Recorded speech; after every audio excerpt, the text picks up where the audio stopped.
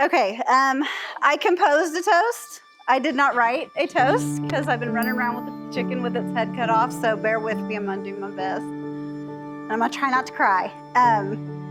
Dalton, I have prayed for you. We have prayed for you for a very long time, and I can tell you exactly when it started.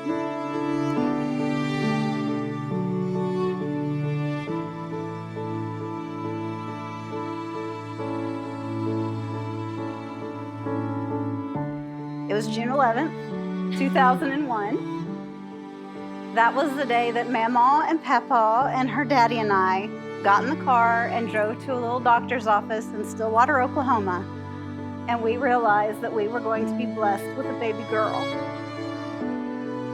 And I started praying for her husband. And I told God, I don't know who he is, but you do. And I prayed for him to be loving and kind. And I never thought that you could find a kid that was raised as well as you have been. But you were an answer to a prayer.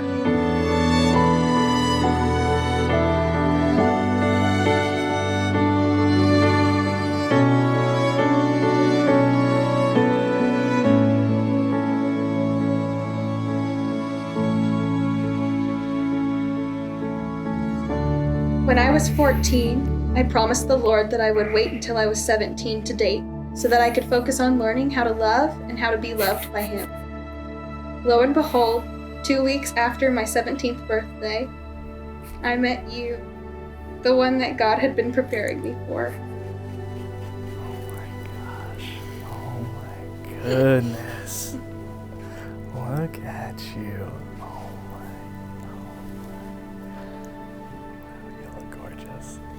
You look very handsome. Thank you. All dapper-like. I tried. Oh my gosh. It's been a long time coming, Bug. The first time I met you was a truly magical one. There I was, by my lonesome, fixing the ghost of Christmas future, hoping that tape, PVC, and cheap bolts would hold their own against the entirety of Victoria East theater class. When I was nearly blinded by a beam of light with the most beautiful eyes I've ever seen. I knew right then that you were the one I couldn't be without.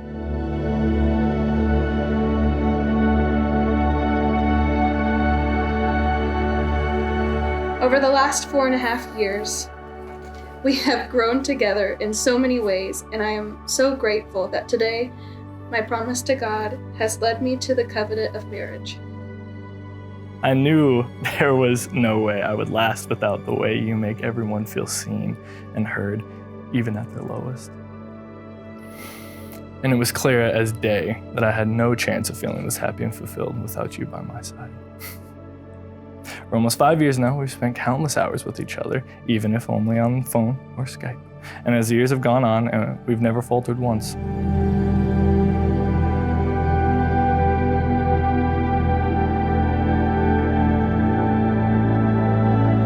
Madison made a covenant with God, which is her story to tell, but when that covenant was over, I realized that you were an answer to her prayer as well. And so because of that, I am going to give you the title son-in-law and not son, because son-in-law means that we trust you and we love you and we give you the most precious thing in our life.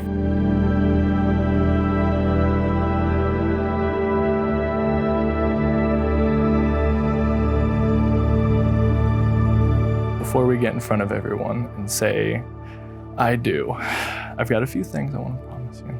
First and foremost, I promise to care for you for all of our ups and downs. Second, I promise to keep the fridge fully stocked with Vlasik's whole dill pickles. I promise. I promise to support you in all your crazy, awesome adventures and your life goals. I promise to grab everything you need from the top shelves. You don't need a stool, I promise. And finally, I promise to love you with all my heart forever, until forever itself comes to an end. Having pledged your faith to one another, it is my great privilege to pronounce you husband and wife. You may kiss the bride. I will spend the rest of our lives trying to love you the way that Christ loves us. I will be there to hold you when you cry, I will be there to giggle at all of your goofy jokes.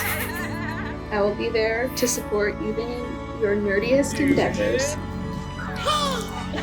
And I will share my food with you, even when you don't share back.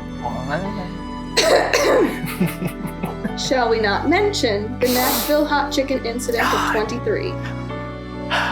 Overall, I'm looking forward to our future together in the good times and the bad.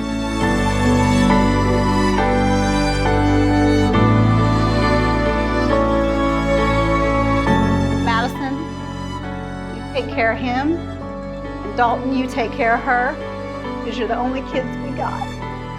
I love you both. Anthony loves you both, and we're so happy for you. To you. I now pronounce Mr. and Mrs. Petrash.